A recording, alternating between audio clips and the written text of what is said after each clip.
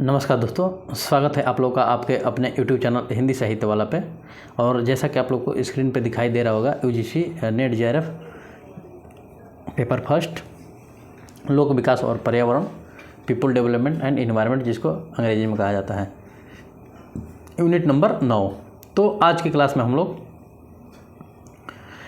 लोक विकास पर्यावरण, जो हम लोग के सिलेबस में यूनिट नंबर 9 है फर्स्ट पेपर में, तो उससे संबंधित की क्लास होगी। और इसमें हम लोग की जो टॉपिक आज की होगी उसको बता दें कि किस टॉपिक को पढ़ेंगे। तो वो टॉपिक होगी दोस्तों आज की हम लोग की पर्यावरण संरक्षण अधिनियम 1986, जलवायु परिवर्तन संबंधी राष्ट्रीय कार्य योजना। ठीक है, तो चलिए हम लोग इस टॉपिक को पढ़ते हैं।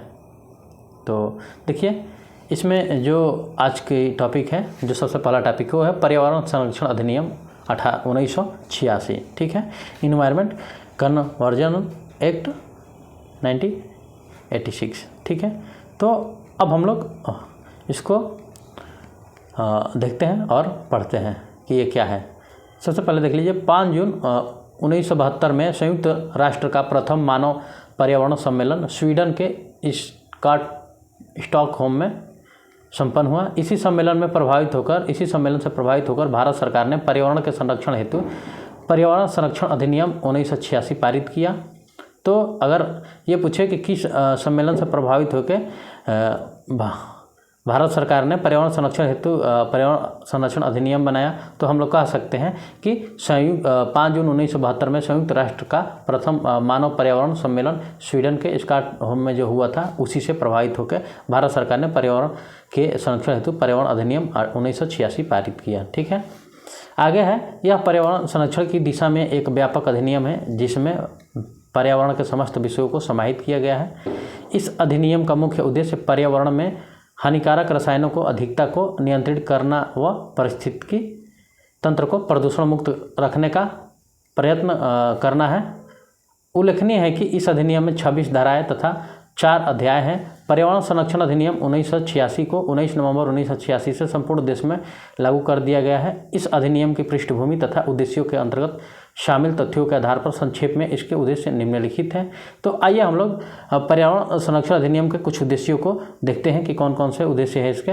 जैसे कि सबसे पहला है, आप लोग देख सकते हैं, पहला है पर्यावरण का संरक्षण व संवर्धन करना। दूसरा है मानव पर्यावरण के स्टॉकहोम सम्मेलन 1972 के नियमों व प्रावधानों को क्रियान्वित करना। तीसरा है पर्यावरण संरक्षण के लिए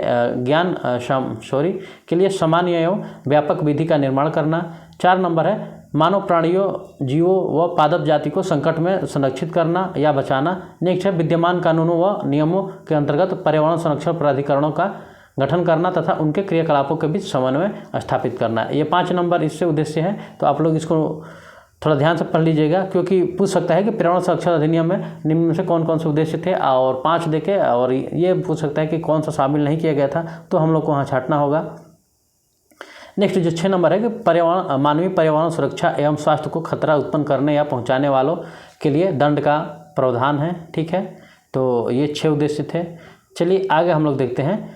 पर्यावरण संरक्षण अधिनियम 1986 एक व्यापक कानून है जिसके तहत भारत सरकार को पर्यावरण गुणवत्ता मानक निर्धारित करने, औद्योगिक क्षेत्रों को प्रतिबंधित करने, दुर्घटना से बचाव के लिए सुरक्षात्मक उपाय निर्धारित करने तथा हानिकारक तत्वों का निपटान करने, प्रदूषण के मामलों की जांच एवं शोध कार्य करने, प्रभावित क्षेत्रों का यथाशीघ्र निरीक्षण करने, प्रयोगशालाओं का निर्माण और सूचना एकत्रित करने के लिए कार्य सौंपे गए। इस कानून की एक प्रमुख विशेषता यह है कि प्रथम बार व्यक्तिगत रूप से नागरिकों को इस कानून का उल्लंघन करने वाली फैक्ट्रियों के विरुद्ध कार्रवाई या केस करने का अधिकार प्रदान किया गया। ठीक है, तो ये रहा आपका पर्यावरण संरक्षण अधिनियम। अब हम लोग क्या करेंगे कि इसके बाद जो हम लोग का सिलेबस में दिया था राष्ट्रीय कार्य योजना, तो उसको भी देखेंगे कि राष्ट्रीय कार्य योजना क्या होता है। तो राष्ट्रीय कार्य योजना 2008, आइए देखते हैं। राष्ट्रीय कार्य योजना 2008 ये है। वर्ष 2008 में भारत में जलवायु परिवर्तन हेतु राष्ट्रीय कार्य योजना अपनाया गया, जिसका उद्देश्य जलवायु परिवर्तन के संदर्भ में सतत विकास का लक्ष्य प्राप्त करना है। तो राष्ट्रीय कार्य योजना का क्या काम है, तो पर्यावरण जलवायु परिवर्तन के संदर्भ में सतत विकास का लक्ष्य प्राप्त करना। इस योजना के आधार के रूप में सौर ऊर्जा दक्षता, टिकाऊ कृषि एवं आवास जल, हिमालय पारिस्थितिकीय तंत्र और वनावरण वनावरण है में वृद्धि व जलवायु परिवर्तन संबंधी राजनीतिक ज्ञान को चुना गया। ठीक है, तो राष्ट्रीय कार्य योजना के अंतर्गत ये चीज़ें थी। आगे आइए देखते हैं और क्या है कि जलवायु परिवर्तन पर राष्ट्रीय कार्य योजना के तहत 8 राष्ट्रीय मिशन चलाए गए। भारत के इन 8 मिशनों के उद्देश्य एवं विशेषताएं निम्नलिखित हैं। तो आइए एक एक करके हम लोग देखते हैं क्या क्या है। पहला है राष्ट्रीय सतत कृषि मिशन, और इसमें क्या हुआ कि इसमें दोस्तों राष्ट्रीय सतत विकास मिशन का उद्देश्य ऐसी नई किस्मों की फसलों का विकास करना है जो वैश्विक तापमान के प्रभावों से स्वयं को बचा सके तथा जलवायु परिवर्तन का अच्छे ढंग से सामना कर सके। इस मिशन की शुरुआत 2008 में हुई थी। ठीक है, चलिए दूसरा देखते हैं राष्ट्रीय संवर्धित ऊर्जा क्षमता मिशन। ये 2009 में शुरू की गई थी। इसका क्या कार्य है कि राष्ट्रीय संवर्धित ऊर्जा मिशन के अंतर्गत नई संस्थागत प्रणालियों को सृजित करने का लक्ष्य है ताकि ऊर्जा दक्ष बाजार का विकास किया जा सके। 24 अगस्त 2009 को इसको मंजूरी प्रदान की गई। इसके तहत सुपर एफिशिएंट कार्यक्रम चलाया जा रहा है। ठीक है, नेक्स्ट है आपके सामने राष्ट्रीय सौर मिशन, और ये क्या है राष्ट्रीय सौर मिशन 2010।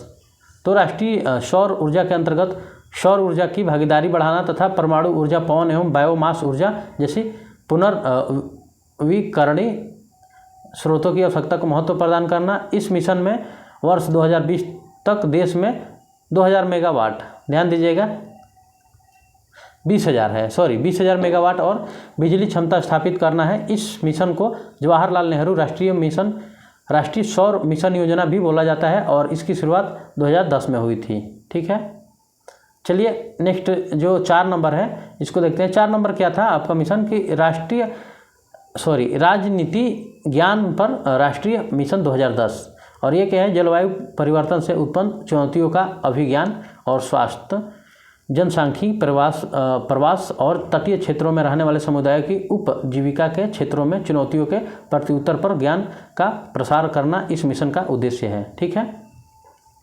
आइए अगला हम लोग देखते हैं मिशन। अगला मिशन क्या है राष्ट्रीय वाहनी पर्यावास मिशन।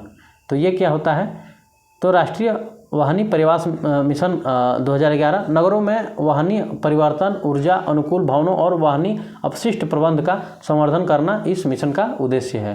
ठीक है, अगला हम लोग देख सकते हैं। अगला क्या है, अगला है राष्ट्रीय ग्रीन इंडिया मिशन 2014। तो 20 फरवरी 2014 को केंद्रीय मंत्रिमंडल की आर्थिक कार्य समिति द्वारा केंद्र प्रायोजित योजना के रूप में राष्ट्रीय ग्रीन इंडिया मिशन को मंजूरी प्रदान की गई। इसका लक्ष्य भारत के घटते वन क्षेत्र का संरक्षण, ये लिखा है पुनर्नवीनीकरण, मतलब पुनः उसका निर्माण करना, ऐसा कुछ मान लीजिए, और वन क्षेत्र में वृद्धि करना, साथ ही अनुकूल एवं समय उपायों द्वारा जलवायु परिवर्तन का सामना करना। ठीक है, तो ये आपका 6 नंबर मिशन है। अगला है राष्ट्रीय ग्रीन इंडिया मिशन की क्रियान्वयन अवधि 10 वर्ष निर्धारित की गई है। पूर्वोत्तर राज्यों के लिए योजना व्यय में 90% खर्च केंद्र सरकार और 10% राज्य द्वारा वहन किया जाएगा। शेष सभी राज्यों के लिए केंद्र एवं राज्य के खर्च का अनुपात 72:25 का होगा और राष्ट्रीय ग्रीन इंडिया मिशन में उद्देश्यों में शामिल है। ठीक है, अगला जो पॉइंट है वो है कि इसमें क्या क्या शामिल है। आइए जैसे राष्ट्रीय ग्रीन, ये रहा पॉइंट, देखिए कि राष्ट्रीय ग्रीन इंडिया मिशन में उद्देश्यों में शामिल है। तो कौन कौन सा उद्देश्य शामिल है तो हम लोग यहाँ से देख सकते हैं उसको पॉइंट वाइज। तो आइए एक एक करके देखते हैं। जैसे कि पहला है 5 मिलियन वन या गैर वन भूमि पर वन या वृक्षादान में वृद्धि करना और अन्य 5 मिलियन हेक्टेयर में वनाच्छादन का गुणवत्ता में सुधार करना। अगला पॉइंट है उपरोक्त 10 मिलियन हेक्टेयर वन क्षेत्र के प्रबंधन के परिणाम स्वरूप जैव विविधता, जल विज्ञान संबंधी सेवाओं और कार्बन पृथक्करण समेत परिस्थिति तंत्र सेवाओं में सुधार करना। और नेक्स्ट है वन में और उसके आसपास रहने वाले 3 मिलियन परिवारों के वन आधारित आजीविका आय में वृद्धि करना। और उसके बाद जो नेक्स्ट है वो है वर्ष 2020 में वार्षिक कार्बन डाइऑक्साइड पृथक में 50 से 60 मिलियन टन की वृद्धि करना। और उसके बाद जो 8 नंबर पॉइंट है कि राष्ट्रीय हिमालयी पारिस्थितिकी संवर्धन मिशन 2014 और इस मिशन के अंतर्गत हिमालयी हिमनदों पर जलवायु परिवर्तन के प्रभाव का अनुमान लगाने तथा पारिस्थितिकी को संतुलित करने के उद्देश्य से हिमालयी पर्यावरण के निगरानी प्रणाली की स्थापना की जाएगी। 28 फरवरी 2014 को इस मिशन को मंजूरी दी गई। ठीक है, तो दोस्तों ये रहा जो 8 नंबर आपका उद्देश्य था राष्ट्रीय कार्य योजना में, तो आपका राष्ट्रीय हिमालयी पारिस्थितिकी संवर्धन मिशन 2014। तो ऐसा करते हैं कि एक बार हम लोग केवल मिशन को नीचे से पढ़ लेते हैं। जैसे कि राष्ट्रीय हिमालयी पारिस्थितिकी संवर्धन मिशन 2014 ये 8 नंबर था। उसके बाद जो है आता है था राष्ट्रीय ग्रीन इंडिया मिशन, और इसके बाद जो आता है वो था राष्ट्रीय वहनी पर्यावास मिशन 2011, और इसके बाद जो पहले आता है वो है आपका रणनीति ज्ञान पर राष्ट्रीय मिशन 2010, और इसके पहले जो आता है वो है राष्ट्रीय सौर मिशन 2010। उसके बाद पहले जो आता है राष्ट्रीय संवर्धित ऊर्जा क्षमता मिशन, और उससे पहले जो आता है राष्ट्रीय सतत कृषि विकास मिशन। तो ये रहा आपके 8 राष्ट्रीय मिशन जो चलाए गए थे राष्ट्रीय कार्य के योजना के लिए। ठीक है, जलवायु परिवर्तन में। तो ये रहा कुछ प्रमुख बिंदु। ठीक है, तो आप लोग इसको मोटा मोटा याद कर लीजिएगा कि कौन कौन सा मिशन था और उसका नाम क्या था। ठीक है, और फिर पर्यावरण संरक्षण अधिनियम में क्या क्या चीज़ें थी और उसके उद्देश्य क्या थे। तो इस चैप्टर में दोस्तों इतना ही है जो हम लोग के लिए महत्वपूर्ण है एग्जाम के लिए, आने वाले एग्जाम के लिए उसकी दृष्टि से। ठीक है, तो आज की क्लास हम लोग इतना ही रखते हैं। आप लोगों को वीडियो कैसी लगती है हमें कमेंट बॉक्स में ज़रूर बताएं, और चैनल को लाइक सब्सक्राइब और शेयर जरूर करें। और इसका PDF जो अभी नए दोस्त हैं उनको बताना चाहेंगे कि आप लोगों को इस क्लास की PDF नीचे डिस्क्रिप्शन बॉक्स में टेलीग्राम लिंक डाल दिया जाता है, वहाँ से आप लोग डाउनलोड कर सकते हैं। ठीक है दोस्तों, तो आज के लिए इतना ही। मिलते हैं आप लोगों से अगले क्लास में एक नए टॉपिक्स, इसी में अगला जो टॉपिक्स होगा उससे रिलेटेड बात करते हुए और एक नई क्लास के साथ। तो आज के लिए इतना ही, धन्यवाद।